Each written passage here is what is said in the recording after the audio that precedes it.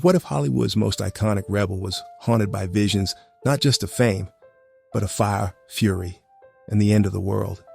James Dean wasn't just a movie star, he was a prophecy in a leather jacket, a warning disguised as a heartthrob. And whether he knew it or not, his brief, explosive life mirrored the most dramatic and apocalyptic book in the Bible, Revelation. This isn't a story about cool cars or classic cinema.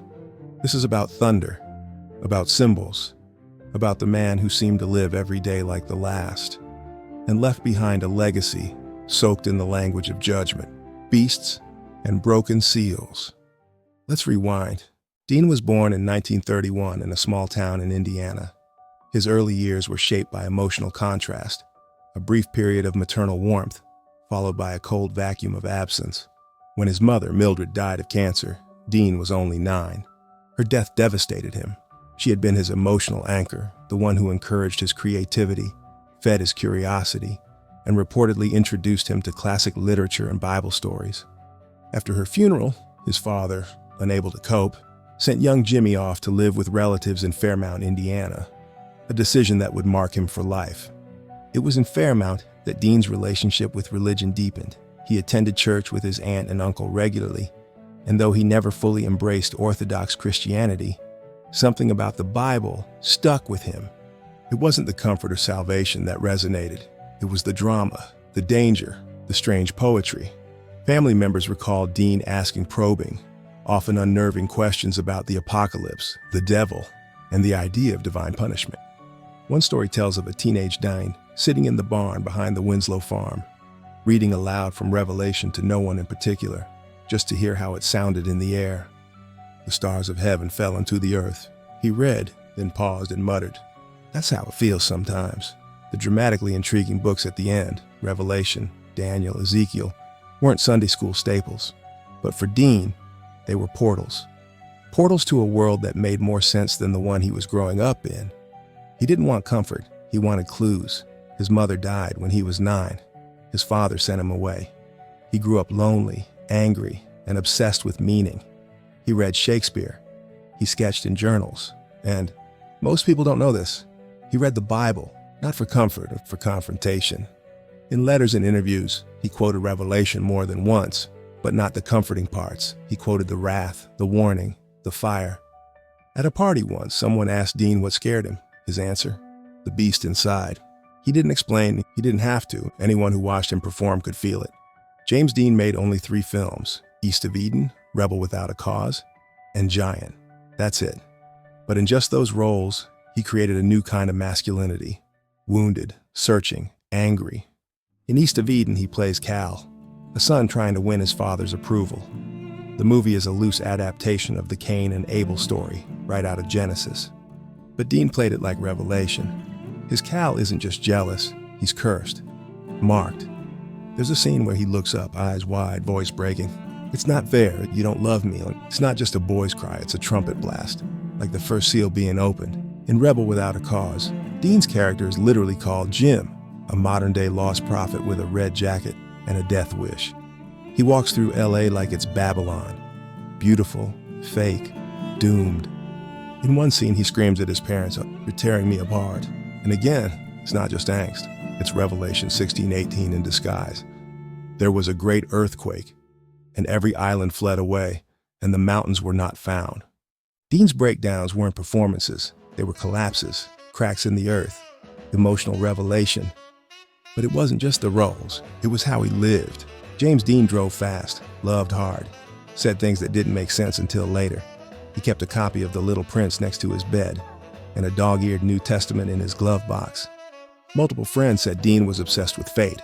He talked about dying young, about burning out, about fire. One friend, Eartha Kitt, said Dean was trapped in a spiritual storm. She didn't know how right she was, but there's something more curious in Dean's story, something quietly tucked away in the glove box of his silver Porsche. A small dog-eared New Testament. It wasn't a prop. It wasn't publicity. It was personal. Multiple friends confirmed that Dean kept it with him, not for preaching, but for pondering. For someone constantly orbiting danger, it wasn't far-fetched to think he was also orbiting something sacred. There's no record of Dean as a conventional Christian, but he was fascinated by Scripture. particularly the darker, more symbolic books, like Revelation. In fact, according to biographers, Dean once said he felt most at peace reading the weird ones at the end. Whether that's folklore or fact, it fits. Revelation isn't gentle, it's not pastoral. It's violent, cinematic, chaotic, and beautiful in its destruction, like a James Dean performance. So why keep a New Testament in the car? Maybe it was a shield, or a confession, or a dare. In an interview, Dean once mumbled, "We all want something to hold on to when the brakes give out." For him, that wasn't a lucky rabbit's foot. It was a pocket Bible. He turned the spotlight into an X-ray. Behind the glamour, he showed the beast. In an interview, he once said, "I think the prime reason for living, for acting, is to find the truth, to lay bare the soul." That's not just method acting, as Revelation 3:18, "Anoint your eyes with salve, that you may see." And what did Dean see? He saw judgment. He saw time running out. He once wrote, "I don't want to be a hero. I just want to be eternal." Let's talk about the car. Dean bought a silver Porsche 550 Spider in 1955. He nicknamed it Little Bastard, painted the number 130 on the hood. That alone sounds like a verse waiting to be misread. Actor Alec Guinness, Obi-Wan Kenobi himself, met Dean the week he bought the car. He said Dean showed it off, grinning, and Guinness felt a chill. He later wrote, "I told him, if you get in that car, you'll be dead within a week." Dean laughed. 6 days later, he was dead. His body was taken to a small hospital in Paso Robles, California, a quiet final stop for someone who had lived like a thunderclap. Car crash, high speed, head-on collision. 24 years old, like the rider of the pale horse in Revelation 6:8, and his name that sat on him was Death. Some called it coincidence, others called it an omen. The wreckage of Dean's car became a legend of its own. Parts were salvaged, sold, repurposed, and strange things happened. A man died hauling the wreck. A garage fire started around it. Mechanics were injured working with its engine. They called it cursed, like a relic from the end times, a Revelation artifact. But maybe the curse wasn't on the car. Maybe it was in the silence Dean left behind. After his death, Dean became a myth, murals, posters, pop songs. But under the icon was a question no one wanted to answer. Why does someone burn so bright and go out so fast? Revelation doesn't explain, it shows. It describes stars falling, scrolls opening, trumpets blaring. It shows 4 horsemen, a beast, a new heaven. But it doesn't tell you why, neither did Dean. He didn't leave behind a manifesto, just a handful of photos, a few movie lines, and a whisper of a scream that still echoes. Some say Dean was reckless, others say he was cursed, but maybe he was just honest. Maybe he saw the world the way Revelation does.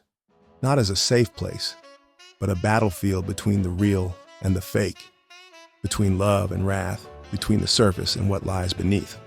One of Dean's favorite quotes was this: "Dream as if you'll live forever. Live as if you'll die today."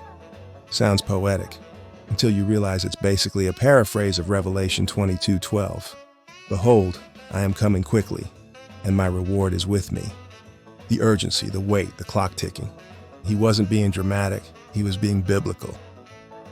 If stories like this move you, or fame brushes fire and the Bible echoes through the broken, subscribe.